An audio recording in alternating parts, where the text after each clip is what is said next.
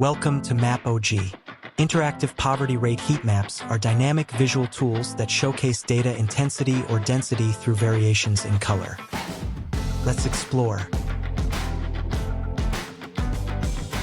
Navigate to the Analysis tool and begin by selecting Add Upload.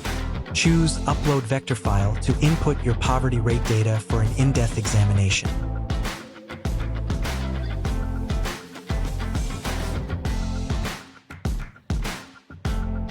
After uploading the data,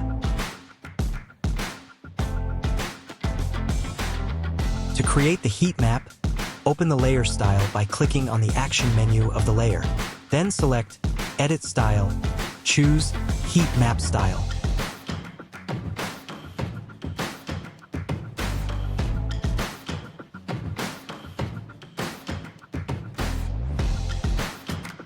Select the attribute for visualization and click Save Style. MapOG is an intuitive tool for conducting such analyses, simplifying complex tasks with its user-friendly interface. Its efficiency makes it a standout choice for navigating spatial data and generating valuable insights.